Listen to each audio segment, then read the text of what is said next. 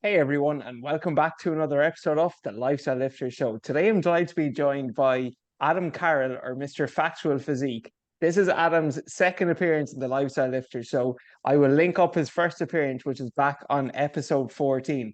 Adam recently stepped up on stage. He's about 4 weeks post competition at this stage, 4.5 weeks. So, Adam, how are you feeling? Welcome back to the Lifestyle Lifter Show. Adrian, thanks for having me back. It's been a while, but yeah, no, all is going good. Delighted to be on. Yeah, man. So tell us. So you competed 4.5 weeks ago at this stage, Adam. So for listeners who don't know Adam's backstory, listen back to episode 14. Maybe just want to give people a brief 90-second recap, Adam, for anyone who didn't listen to the earlier episode of who you are and what you're about. Yeah, absolutely. I thought you were going to get me to recap the episode, and I was thinking, geez, I can't remember that far back. Yeah, it was about mindset. It was about overcoming, I know, the challenges, anxiety that we all Yeah, faced during COVID. It was a really, really enjoyable episode as well. But sorry, Adam, to cut across. yeah. So for me, I am a bodybuilder now, formerly men's physique athlete. I've been an online coach for the last, I think it's 5, 6 years now at this stage. Studied sports science in college, so really good background in all things science based. I've, as I said, been coaching the last 5, 6 years, moving into more kind of prep coaching now, more high level transformations, and more kind of bodybuilding coaching, which I absolutely love. So, it just makes my job more enjoyable. But yeah, basically just very focused on self development myself, and living every day to the fullest and making sure that every day is better than the last. And that's kind of my mindset and my motto, when it comes to coaching my own clients. So that's a quick background on me. Yeah, man, we can agree in so much. So Adam even would have helped me when I stepped up on stage in July. For the last 6 weeks, Adam helped me with her posing. We met in the Coliseum gym in Dublin. Yeah, I got in, got out, got it done, and you know what? It was really, really helpful, man, of mine there, just because the funny thing with bodybuilding, which I didn't realize until I touched base with yourself, was you can be doing the diet and you can be doing the training, but then if you're not able to show it off up on stage, it's like, what really good is it to you? So that was really, yeah. really helpful at my end. That's the Adam, thing, man, as well. Sorry. Like you were absolutely peeled. Like you're probably the leanest person I've ever seen. To step on a stage, you were absolutely shredded. But it was just that posing that we need to work on, and obviously some challenges at the start. I think we oh, come a long way. I had two left feet starting out. Like Yeah. that's the only Everyone's the way I same could though. put it. Yeah, the transitions, the four different poses, it was all completely new to me. But look, as you said though, Adam, and let's actually start off on this. Life is all about self-development. What does self-development look like for you? For me, self-development, I think like it really just comes down to, like as I said, being better than the day before, being better than the week before. And then really just consistency at the end of the day, but not striving for perfection. I think that's where self-development gets lost so frequently, is that people will often like see people online and think that's all they're doing every single day, or trying to have the exact same perfect routine every single day to the minute, and it just doesn't happen. Like self-development for me is, as I said, just being better than the day before. It doesn't need to be perfect, it just needs to be consistent over time. And when I say consistent, again, that's not perfection. It's more time on than off, or doing things for the majority of time. And over time, if we do that for long enough, we develop ourselves, we get better, we improve, we develop our mindset, our body.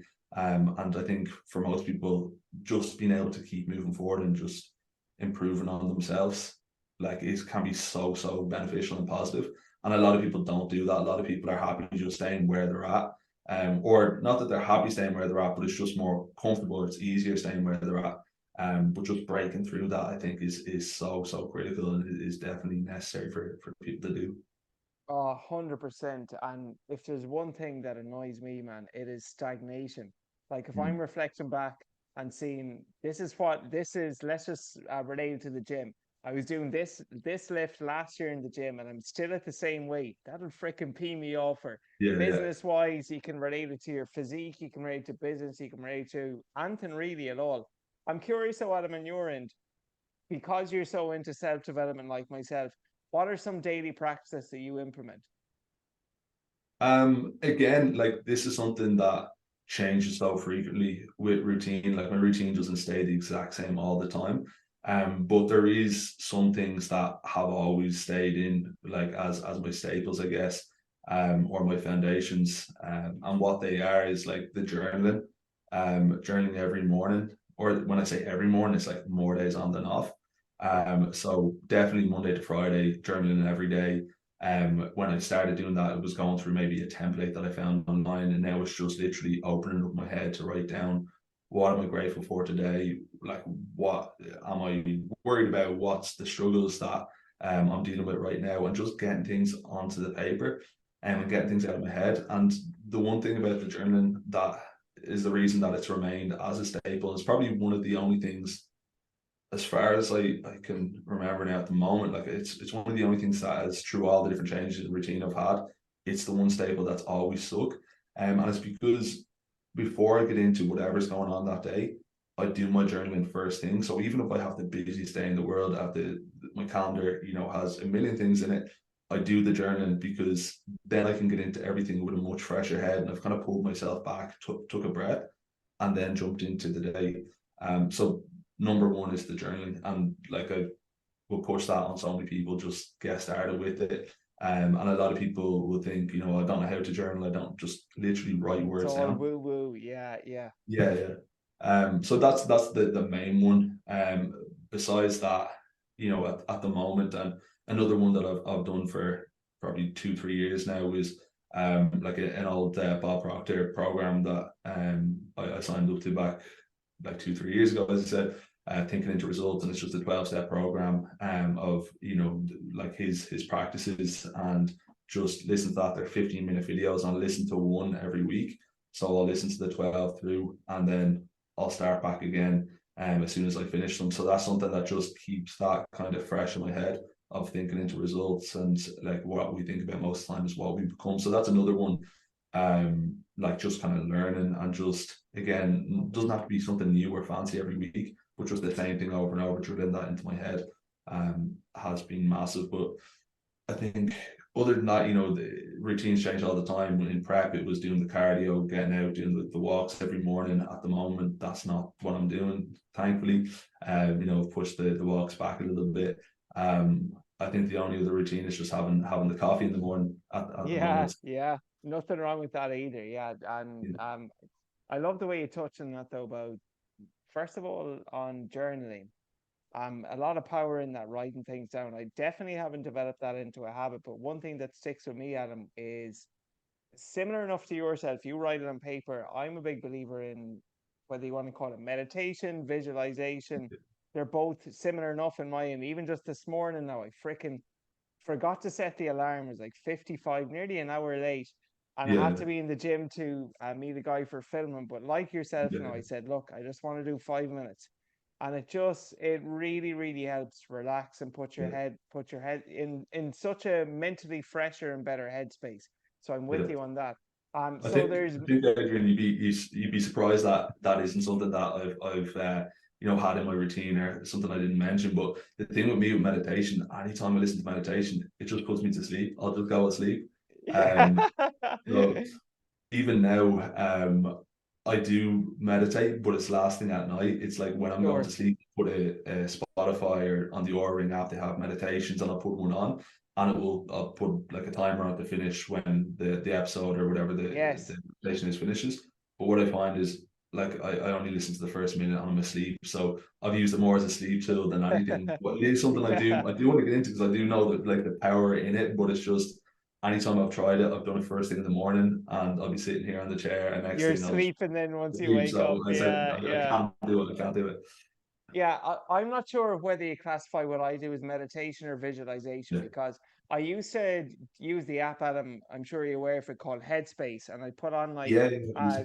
they have different audios that might last as little as 5 minutes to as long as 15, 20, depending on your schedule.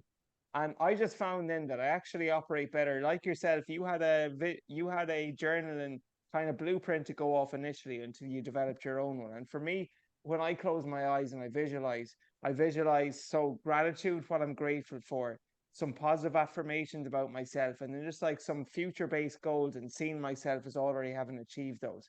And So you mentioned Bob Proctor, who I freaking Yeah, love. May he rest in peace. yeah, Someone who absolutely. I love that we spoke about before in the podcast. Obviously, Tony Robbins, I feel, is the Yeah, GOAT in this industry, but also Dr. Joe Dispenza. Do you ever yeah. listen to any of his work? No, I actually I haven't. He's on my list to listen to. My uncle is big into him as well. He's a mentor of mine, and he went over to Mexico to one of his courses as well. Wow, So yes. it is something, yeah, I do need to start listening to 100%. But I haven't listened to him too much. I don't think, anyways. I haven't delved too much into his work. Yeah, no, it's just crazy. Like people, he does week-long live events, and Yeah, yeah, he's all about your frequency, the energy, your thoughts become things, and you can think things, as you said, into reality.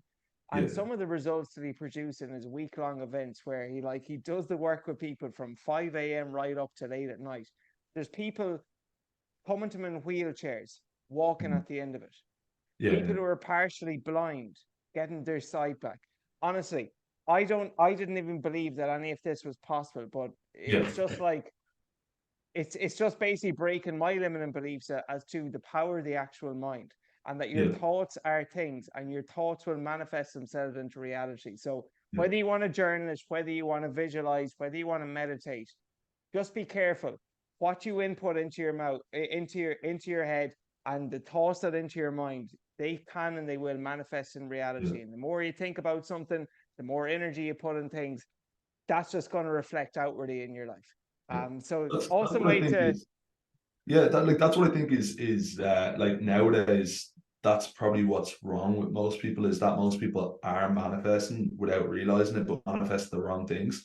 And yeah, this is something I see time and time again with clients that, you know, we do a check in every week, same way yourself will do with your clients, and you have in there what was the biggest win of last week, or what was the biggest struggle, and there'll be one minor struggle, but because that's the negative and we focus on that negative and we blow it up into something so yeah, much bigger, we end up neglecting all those positives. And it's like, okay, even yeah, if the worst thing happened to you last week, there's still so many positives. It's just that you blew that worst thing up even bigger. Whereas if we look more into the positives, so like I'm very firm believer in, even in the worst situation, there's positives to come out of it.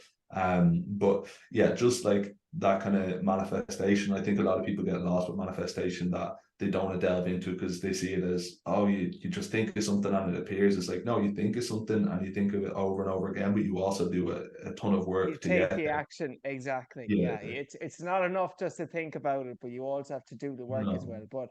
But that's even just it's funny you brought that up, because whenever I do coaching calls as well, Adam, I'll always start out by saying, what's your biggest win the last week?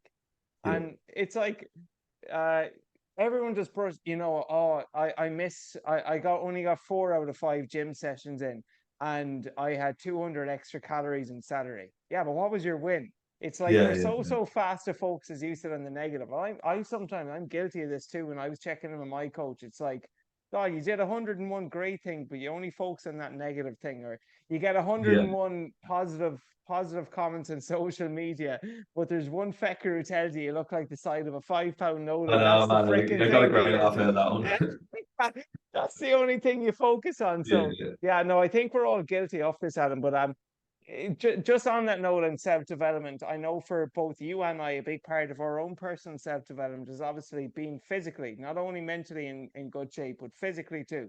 And you're someone obviously who's in fantastic shape. You stepped up on stage, you built your leanest ever physique.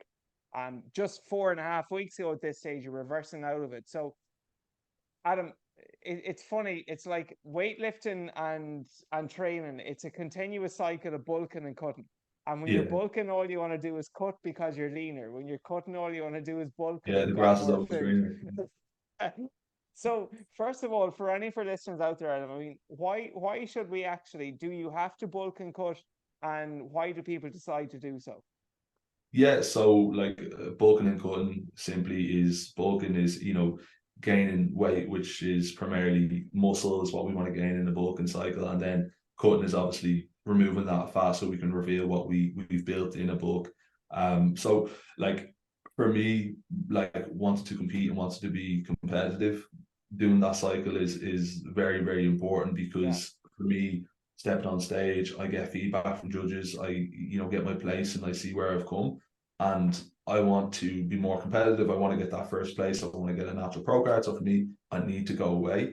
And for me at the moment, 2 years is what I'm taking out to go away and gain.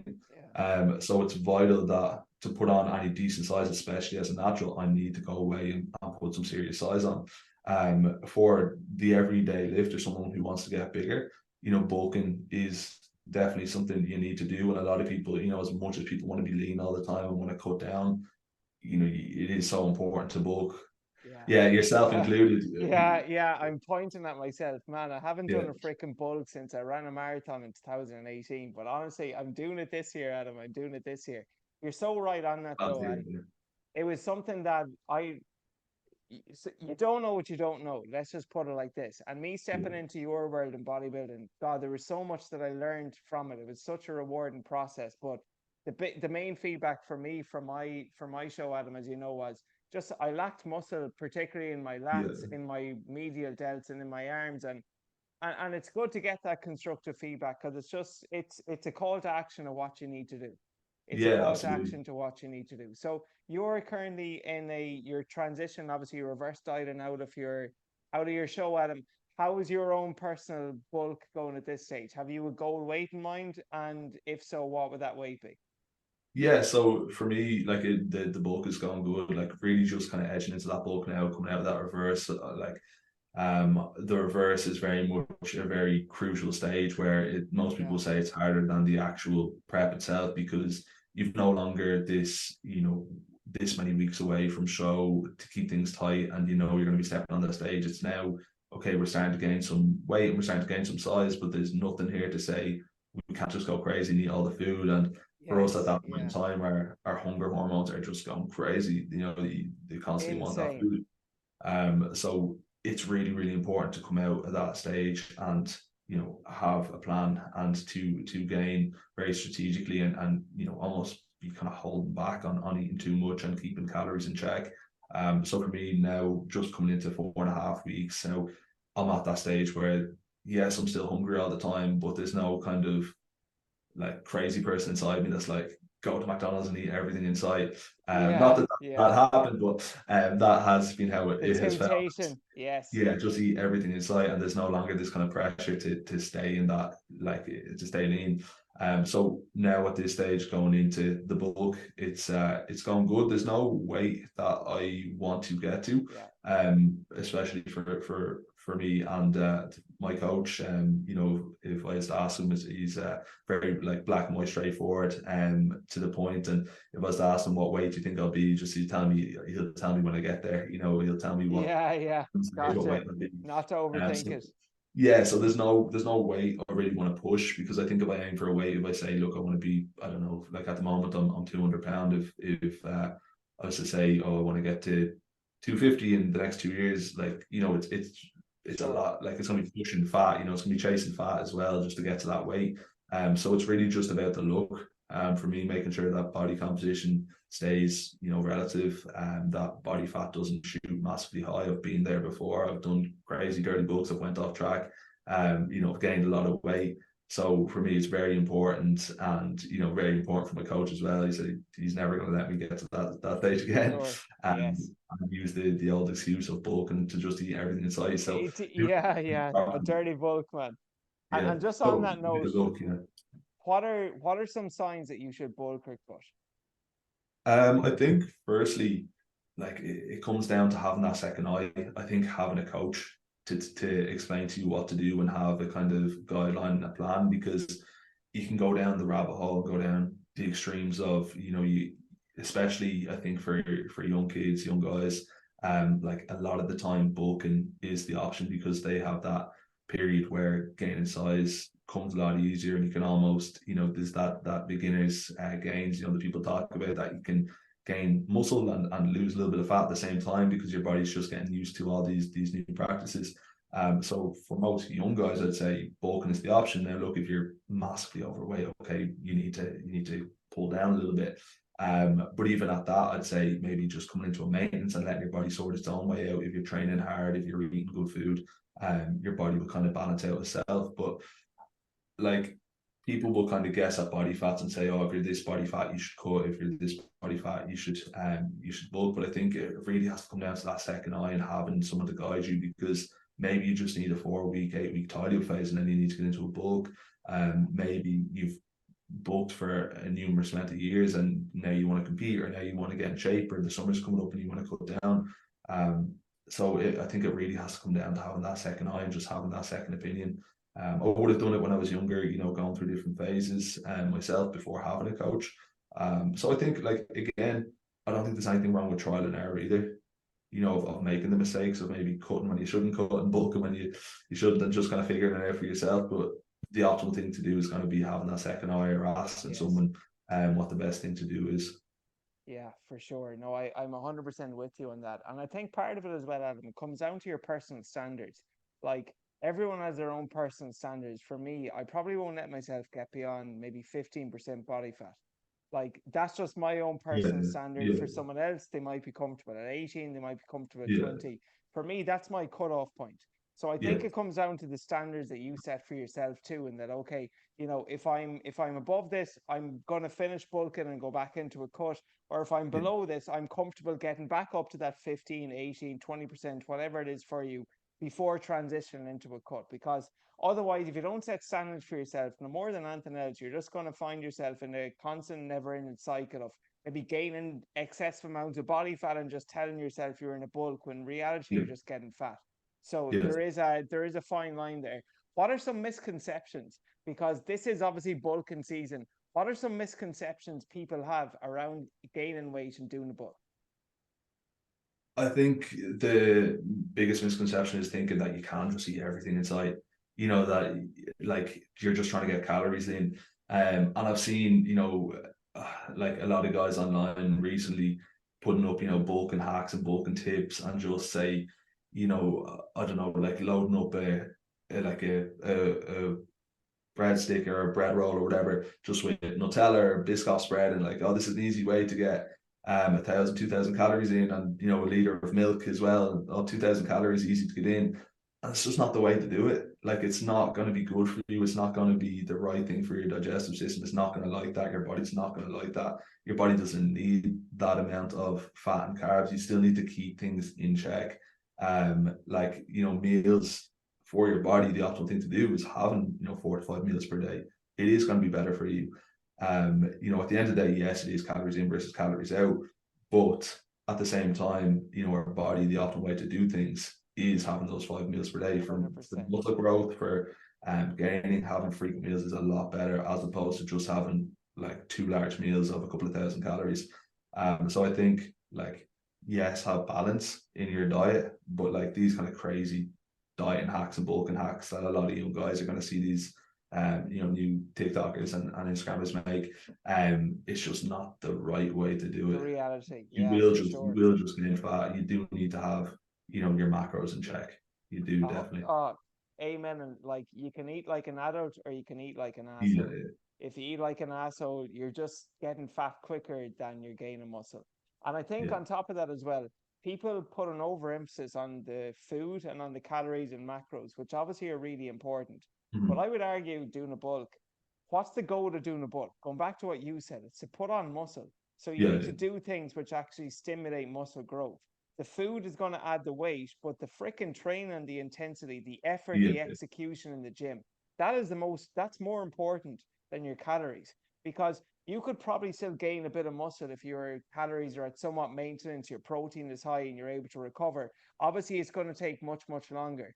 But if you're not giving your body enough of stimulus, if your execution, if your effort in the gym isn't good enough, it does. You can talk all about the calories, the macros, the micronutrients, but your training's got to be on point as well.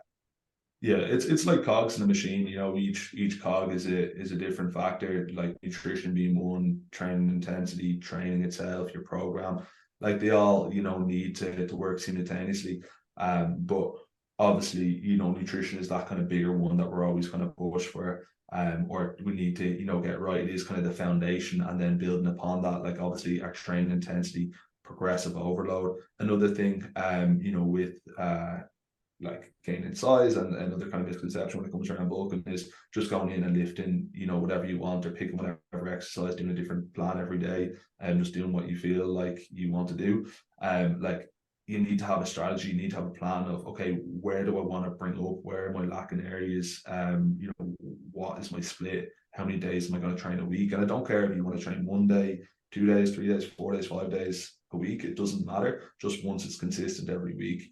Then when it comes to, our actual progressive overload, are we just going in and trying our best to remember what we lifted last week, and potentially missing out on getting an extra rep or putting an extra 1.25 kg plate on a bar? Like, that has been massive for me, like actually tracking my workouts, every single workout, and just seeing, okay, last week I done a set of 10 reps on 40 kg, say dumbbells, for just, I don't know, say a press. That's not what I do. I do a lot heavier, but for example, say then I can look back There this are week. no more weights. Yeah. Like looking back and saying, now, okay, I'm going to get one more rep, or maybe 10 is my upper rep range, so I'm going to move up in weight to be able to try get at least my lower rep range, and then just doing it every week. And you can look back then, and those just micro increases every week turn into macro increases, I in love it. terms of the look we bring. 100%. Yeah, no, honestly, that is there anything more rewarding than just even adding that 1.25 kilo plate Yeah, extra to the bar and being able to lift a bit more than you did, even if it's not last week, last month? yeah, Progression. Adam, what we were saying at the start, man, like, just as long as we're not stagnant, as long as we're making small yeah, incremental improvements, this said in the gym, 100%. 100%. So obviously we spoke about, okay, when you're bulking, when you're cutting your calories in, your macronutrients, not eating like an asshole, eating like an adult. What would you say, just in general, are your top three bulking and cutting tips? I think, okay, we'll go for bulking first. I think with bulking, it's that it still has to be treated like, okay, there's a little bit more flexibility there. If, like, every now and then you do want to go for a night out and have a couple of drinks, there's a little more flexibility that you can do that. Or if you're going to have one off plan meal a week, or have it, if you're counting your calories and you're able to kind of push in different foods, excellent. But I think it still does need to be treated, accordingly, and it still does need to be strategic and not just eat everything in sight. So it still has to, be treated like a cut Yeah. or a fat loss phase, to a degree. And you'll notice as well, when I started doing that myself and switched over a number of years ago to actually treating a bulk like a cut, I'm a natural athlete, but I felt like I was on steroids. Just the difference in, like, muscle gain from Yeah. bulking like an idiot to bulking like, actually having a plan. So that'll be the first one. Have a strategy in your bulk. The next one, I think, would be to have a goal, to know what you're kind of working towards, so you don't just go, okay, I'm bulking for the next 5-10 years, and you just keep gaining, and you do add extra tissue. So have a goal, or kind of endpoint, because that's what makes preps and fat loss phases so successful, because there is an endpoint that you're working towards. So have an endpoint. And then lastly, I think with bulking, it is that progressive overload. It is tracking your lifts, and optimizing your sessions, and making sure intensity is there.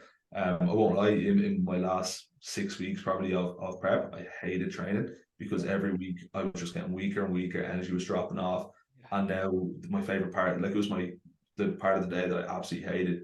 Now my favorite part of the day is training, because every session I go in, I'm so excited to be like, okay, can I get another, 1 kg bar? I get another rep. Like, it's the competitive nature comes out of me that I'm like, can I 100%. week. Yeah. So Yeah. it's super exciting. Yeah. Man, So I remember, I can absolutely agree with you 100%. The training, you freaking dreaded it, Jordan. It got yeah, to a point where if I was unracking a bar, or I was looking for an extra 5 kilo weight, and I had to walk across the gym, I sometimes I'd be as yeah, lazy, I wouldn't freaking get it. I just say, you know yeah. what? I could not be arsed today Yeah. putting that It's plate like, on. it's I'm crazy. just You gonna. genuinely, you feel like a zombie. Like, I even, the last kind of 3-4 weeks, I stopped, like, doing my steps every day. I stopped taking the dog out with me for my steps, because even just that pull on the lead was He just was too much. pulling you that bit more, It yeah. just either frustrated me, which when it shouldn't, or else it was like that pull almost is pulling me over. And he's a pretty good dog. He doesn't really pull too much. So it's funny, but it's just that extra kind of tug just nearly. Well, I was even thinking if someone was like, even a kid was to go and push me, I'd probably fall over. Yeah. They're the extremes, they That's how are. strong that's the extreme of it. What would you say so are your top three pudding tips for anyone looking Yeah. to drop some belly fat? Again, like have a goal. So have an endpoint that you're working towards, whether that is, like obviously the main point of a fat loss phase, if it is for a lifestyle, you're looking to bring down fat and to keep it there and to keep it as a sustainable case. If it's for like a photo shoot or it's for a competition, you're obviously going past that sustainable side of things. But I think all of them need to have some type of end goal that you're working towards. For lifestyle as well, it's like have phases, have targets throughout that. It's like you're not just pushing for this long-term goal that can get lost sometimes, because with a lifestyle goal, it could be 2-3 years that you're working on fat loss, and potentially there's a lot of fat there to be lost. So to make sure that you aren't becoming complacent, it's like have like a target every couple of months. That's like, okay, here's my milestone, here's my, like, whether I say to all my clients, put in our calendar your birthday, holidays, any kind of events that are going on, so we can use those as our kind of set points that we work towards. So we're always kind of just having these shorter term goals. So Yeah. definitely phased So approach. have a goal, a phase approach, yeah. Yeah. The second one would be, again, there's like a balance. It's like if it's for lifestyle, if it's for that sustainable change, it's have a balance in your food, still eat foods that you enjoy, don't cut Yeah. foods that don't over restrict. And then if it is, a prep or a photo shoot, something where everything matters. Every bit of food we put in our body does matter, because it all comes down to digestion, comes down to bloating, comes down to what's going to work best for performance in the gym. Timing of foods, that all matters. So I think on both sides, it's like cutting. Top kind of tip for cutting.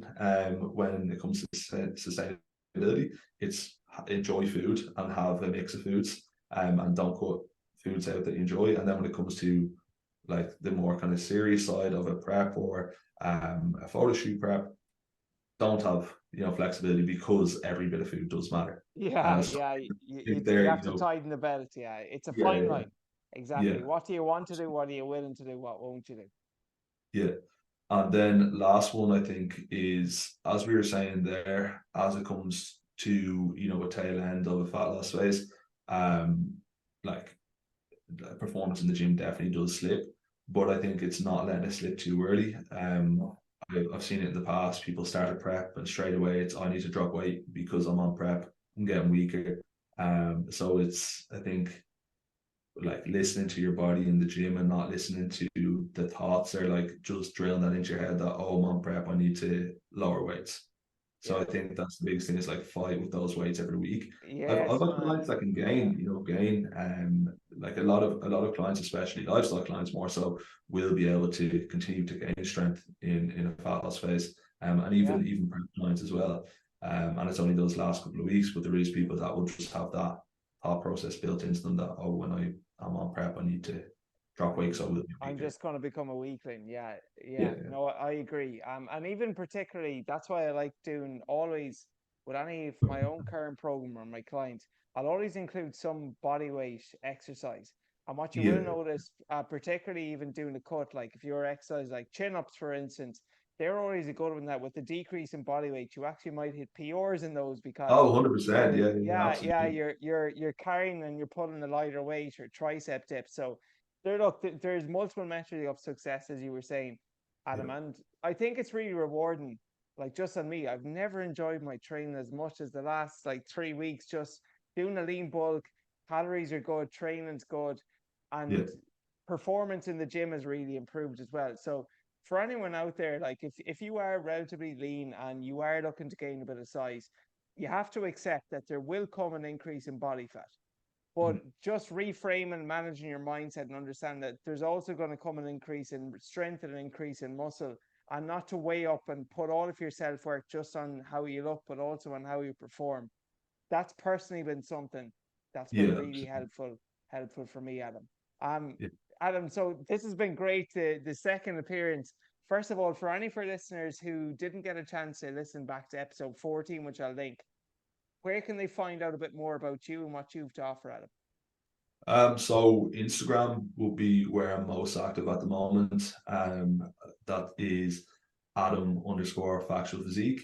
And then on TikTok is factual physique, I believe. But you find me on all platforms. I'll link it in the show notes. I'll link your ID in the show notes Yeah, awesome. so factual physique. And finally, Adam, because this is the Lifestyle Lifter show, even though we kind of touched on earlier on, what is your definition of living a successful lifestyle? I think like happiness is success.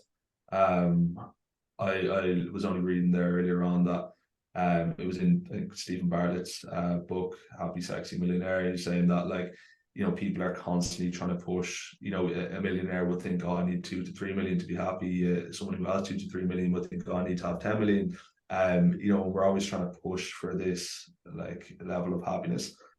Whereas I think we need to just find happiness on a day-to-day basis and do more things we enjoy, rather than, say, scrolling through Instagram Reels or TikTok and trying to find them short bursts of enjoyment, and playing that long game of like doing things that are challenging. That is the real win. Like, people are always trying to get to this place where they're going to have this peace and this happiness. It's like every day is that peace and happiness. You just have to find it. The work, the struggle, the challenge, that you have to find enjoyment in that, because that is what you're going to be doing for the majority of the time. It's like people living for the weekend. They're working Monday to Friday, hating their life, but they're living for those 2 days. It's like you need to find like peace. It shouldn't be these like specific days that are the happy days. It should be every day. So it's just trying to work on that and find that. And for me, I've caught myself in these kind of ruts in the past as well, where I will kind of spend, realize that I don't have any time, and then I look back at my phone. It's like, well, you scroll on TikTok, you caught yourself scrolling on TikTok or Instagram Reels for 2 hours, and that was something that I really worked on over the last while, and just said, okay, I need to stop doing that, and I need to go out and do things I enjoy. So now every day I go up the mountains or I go for a big long walk, whereas before I would have said, oh, I don't have time because I'm stuck here on looking at Reels or different things like that. So it's like cutting those short-term enjoyments out because they don't serve you any purpose, to finding those more challenging things that have massive long-term value and purpose. Amen, brother. Amen in that. And I need to constantly remind myself of this too. But as one of my friends, Colin MacDonald, he said to me, to quote him, appreciate the small things in life. Yeah. The morning coffee, the morning walk, getting up at sunrise, being able to go to the gym. Because when we look back, those small things might actually turn out to be big things. 100%. And I think, as you said, just being in the moment, not always wishing that you're there, because once you get there, you're going to feel the exact same way as you feel now.